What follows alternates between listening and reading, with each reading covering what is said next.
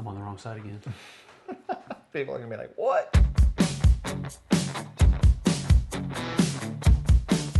Hey, folks. Welcome to the Dice Tower. I'm Sam. I'm JT. And I'm on the wrong side of the world. But it's okay. You'll get past it. Maybe not. New and improved. Yeah, new and improved. We are filming from the new home and new studios. So yippee skippy. But we are doing our bottom 5 family games. Yes. That is to say our numbers 10 through 6. That was a little bit slower. We're That's probably going all to right. get some comments. It'll be all right. That's all right, though. I picked a short list of 40 games. I bet you I picked about the same. Yeah. I went through the first 10 pages of the family games on Board Game Geek, and I just picked out 40. I own 38 of them. Nice. That's it's just something that I was curious about when I went back. So I own 38 of the 40 that I picked for my short list. Nice. 39 of them are in the top 3,000 on Board Game Geek. So these are popular games anyway, whether they made it to our top 10 or not. Sure. My bottom 5 has an average weight of 1.78. Hey, I actually did the bottom 5 weight just like you did. Mine is 1.65. Ooh, you got lighter games on your list? That's what family games are. Definitely a switch. So for me, I did it so the no 2-player games.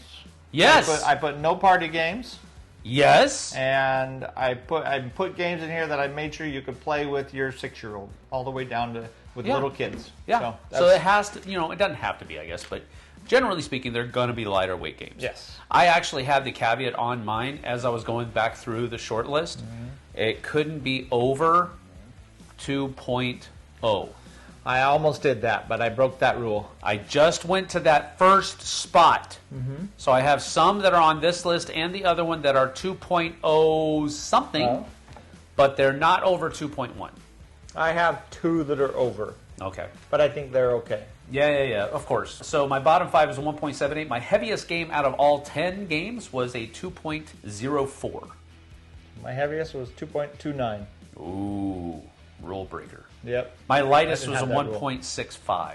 My lightest is a 1 point nothing, pretty much. 1.25. Wow! And I have 4 games in that range. That gives you enough preliminaries. Let's go ahead and get to it, shall we? All right, my number 10 is a game that my family super enjoys, and that's the only reason right now that it's my number 10. I do enjoy it, don't get me wrong, but I think the reason why my family enjoys it so much is why it's still on my list. I might have picked something else that I like better, but if I'm picking a game that my family is going to play, this is going to be one of the ones that I pick. All right, what is it? Century Golem Edition. If you like Century Spice Road, guess what? You've already played Century Golem Edition. The artwork is different, and the component quality is better. That's largely the only 2 differences. But it's a lot cooler in my opinion. I like the fact that instead of trading spices on the roads in markets, you're actually activating golems. It just looks cooler. The component quality is better. You've got wood cubes for your spices in Spice Road. You've got these really cool translucent gem shapes in Golem Edition. It's just cooler. I like it. I like the artwork better as well.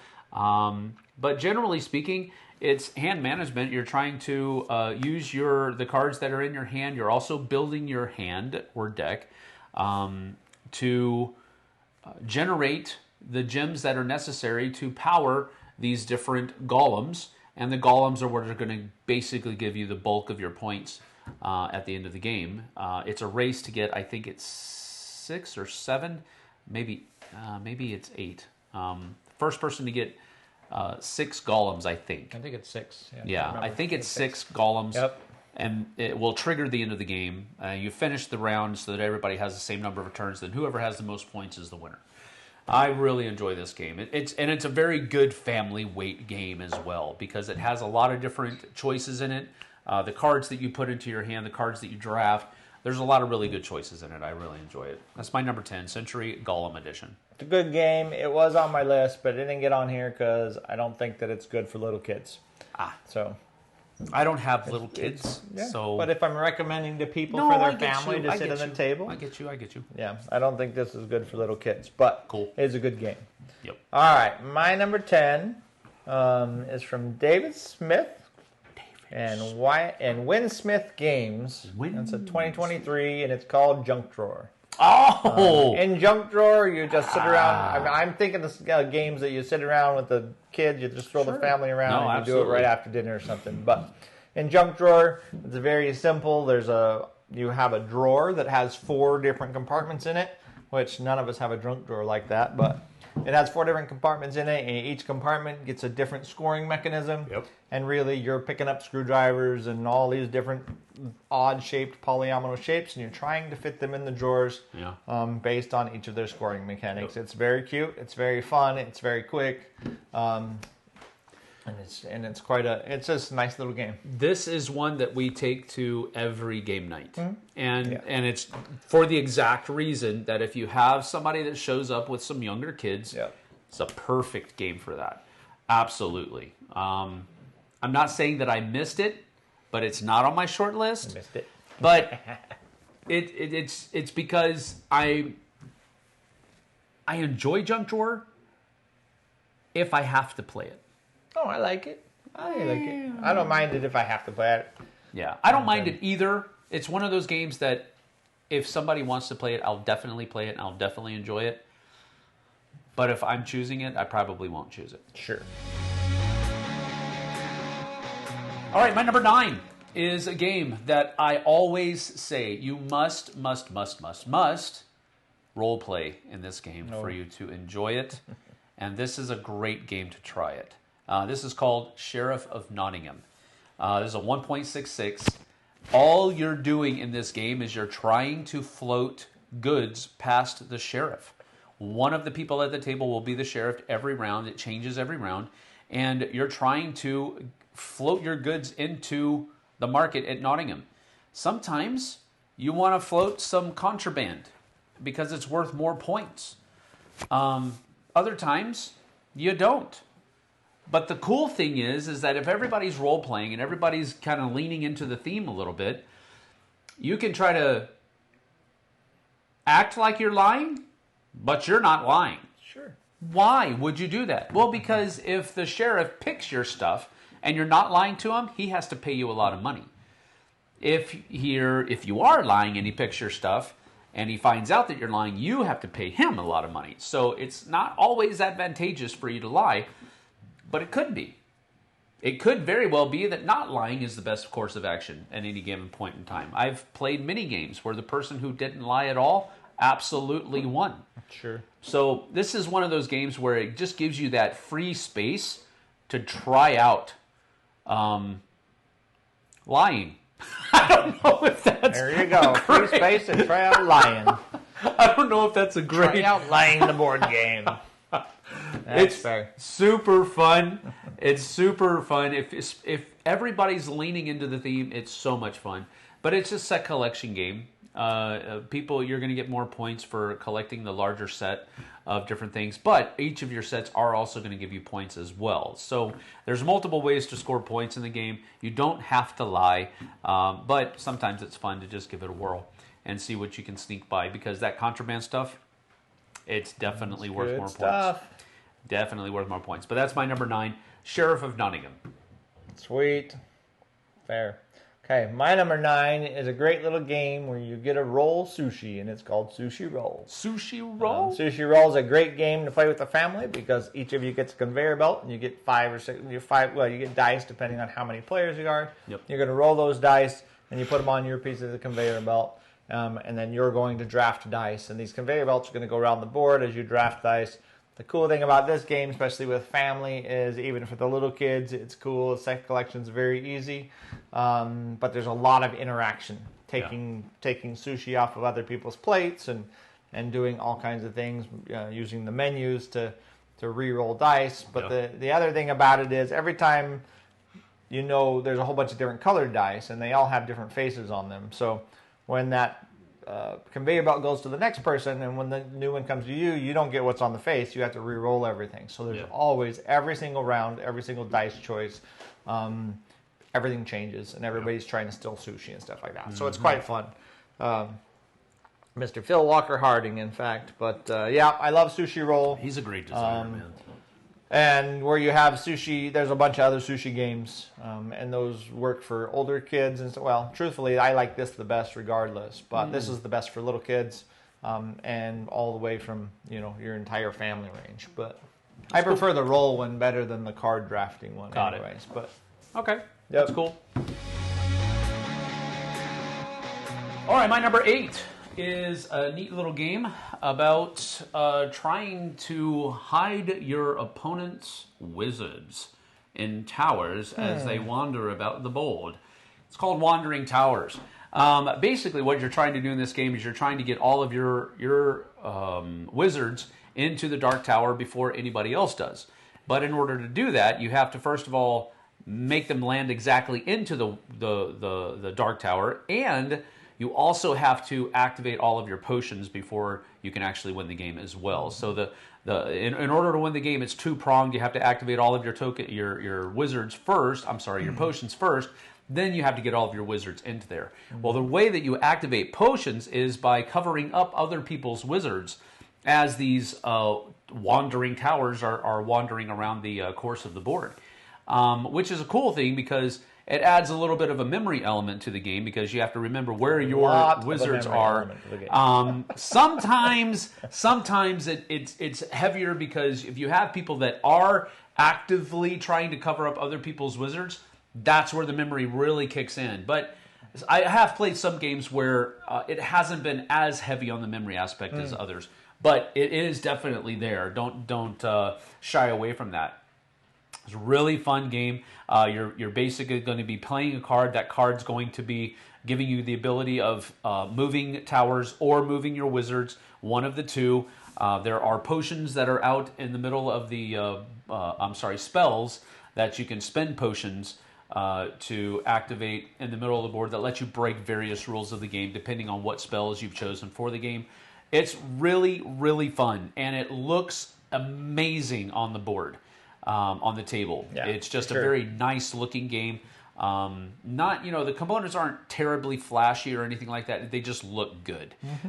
So it's a great little family game by Capstone Games, which is kind of funny because they are known for their heavier fare. At least they started off that way. But they've got some pretty cool family weight classics now. And Wandering Towers is one of them. That's my number 8. Nice. Very good pick. Good pick. All right, my number 8 has the advantage of being a game that levels up as you change the different versions of the game. No, it doesn't level up within the game. But my number 8 is Azul. Azul, you can play with any kids. I'm talking about base Azul, first Azul, the OG Azul. You can play with anybody in your family. It's all about drafting these beautiful little tiles. Everybody in the family loves them. You can play it as competitively or as enjoyably as you want. And then when your kids get better at those and you want to start doing the little bit more difficult Azul games, you can do that too. So Azul is just a great game. The component quality with those cool little tokens or those little acrylic tiles is just top notch. Yep. I agree. That's a good pick. All right, my number 7 is Cascadia. Now again, I'm picking games, I guess, that are a little bit more on the. They would not be good for little. No, kids. And I think it's just the spot where you have a younger kid in your family still than I do. Well, I actually made this list thinking, okay, if somebody's going to sit down with their family with a large range of children, what would you just kind of recommendations? Yeah. So, but I understand. Yeah, yours worked better for teenage kids. Yep, teenagers and above, probably. But Cascadia is a great game, especially for where we are up here in the Pacific Northwest. They gravitate towards games that have this kind of theme on it for some reason. It's because it's where we live. But across the board, it doesn't have to be the Pacific Northwest. This is a great little game about building up your little biome and its tile placement, which is a mechanism that I really enjoy. and you're going to be placing these animal tokens inside these hexes, and each game you're going to choose how these animals are going to score based on the scoring cards that you use for that game. And they can score in a number of different ways. You want to get salmon in rivers, and so the longer your river is that have salmon in it, the better. The bears don't necessarily always want to be together, but sometimes they want to have pairs of bears around, but not adjacent to anything else. Yep. There's just all of the different animals score differently, and you're trying to build out your tableau of your biome in such a way that will score maximum points for all of your different animals. It's a really fun, simple, kind of a spatial arrangement kind of game. Yep. Because that's, how everything is arranged spatially is really what's important, and putting together that puzzle is where the game really is at. And I super enjoy this game. It's been very popular. I really prefer to play it with the expansion landmarks, but that kind of adds a little bit of another level of thinking to it. But at the same time, I think if you're playing it with just your family, you have to gauge whether you're not going to use that extra level of thinking or not. But I really enjoy it with it. I played this with some pretty young kids. Sure, it's all good. It's not hard at all. I don't mean to make it seem more than it is, but the landmarks, I think, does add that extra little spice to the game. But that's my number 7, Cascadia. Nice. Besides the fact that if I was picking games for Hawken in this list, the crew would be in here. He's in love with the crew, by the way. He plays the crud out of it. Really? Yeah. That's cool. And Too Many Bones would be in here too. So really? He loves Too Many Bones. Wow. So, and he wants me to gets an extra portion at dinner if he likes Too Many Bones, right? No, he's the one I play it with the most. Yeah, I imagine. That's good. That's cool. He wants me to teach him Dwellings of Eldervale too. Ooh. That's next. My number 7 is our first crossover, and this is Wandering Towers. Wandering Towers is a great game. For gamers, it doesn't matter. Wandering Towers is just a fantastic game. Those little stacking towers look so cute around the board, and you've got this. There's enough in here that if you really want to push hard with a bunch of gamers or whatever else, I mean, you can push pretty hard. You can change the amount of different spells and things that you have in the middle to spend your potions on, or you can dial that down and just chill. And so, Wandering Towers is a fantastic game. Everybody should own Wandering Towers, I think. So it's a great one. It's a great game. It's a great one. All right, my number 6 is a game that I have talked about almost ad nauseum, especially if you don't like Vincent Dutrait's artwork and you're tired of me mentioning it. Fair. But I really enjoy this game a lot, not just for the artwork. I really enjoy, first of all, what I guess could be considered the gimmick, but it really isn't. It's called After Us, and what you're basically trying to do is you're going to get 4 cards on your turn, and those cards have there are different kinds of primates, and they have these. The bottom part of the card has windows on them, and you're trying to link those windows up so that they generate your resources, they generate some points, they generate spots where you have to use some resources to generate points. They're doing a number of different things, and then you're going to use the resources that you generate from that little organization to attract more primates into your tribe, so to speak. And this is a race to get to 80 points first. And if you get to 80 points first, is it 80 points? Yes, it's 80 points. NAR is 40 points. Yes, so it is 80 points. And you're trying to get to 80 points first. Whoever gets there first triggers the end of the game. At the end of that round, whoever has the most points is the winner. But it's a really cool thing because each of the different kinds of monkeys that you put into your tribe do different things. The mandrills, the blue mandrills, will score you more points faster. The orangutans give you more batteries, and batteries can be used for a number of different things in the game.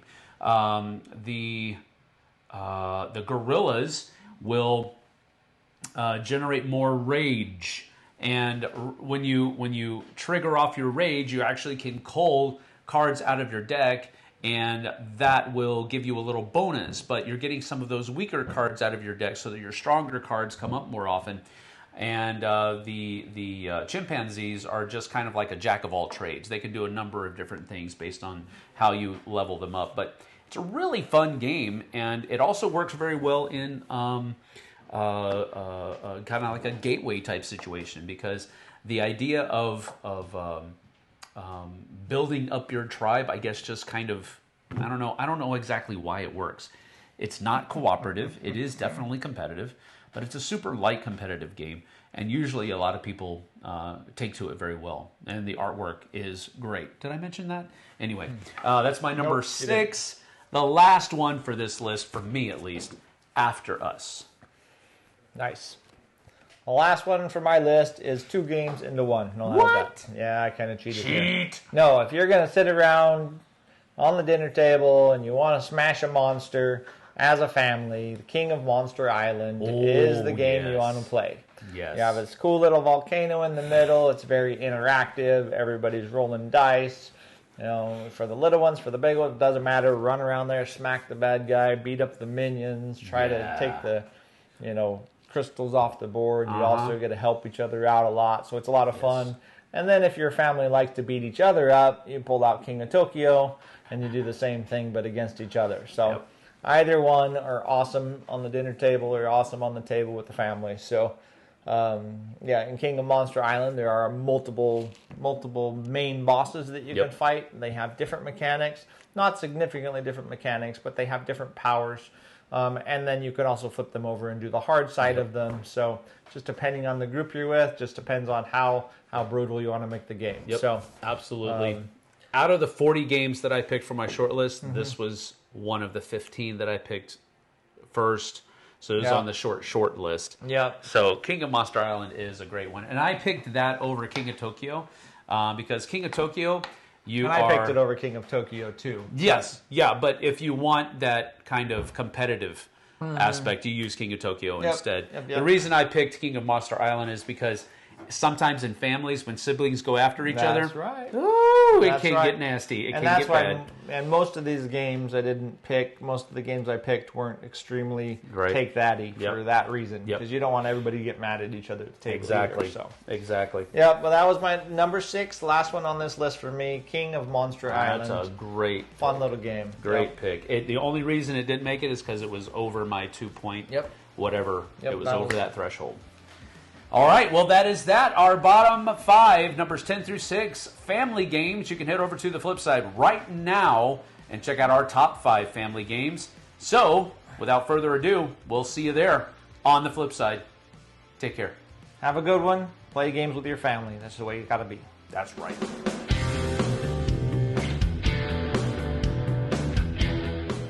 Hey everybody, thanks for watching this video. If you like this review or whatever you just watched, wasn't it amazing? Check out our channel, Dice Tower. We have all kinds of things. We review games, we do top 10s, we play games live. It's all about board games, but especially the people who play them. Check out Dice Tower YouTube channel.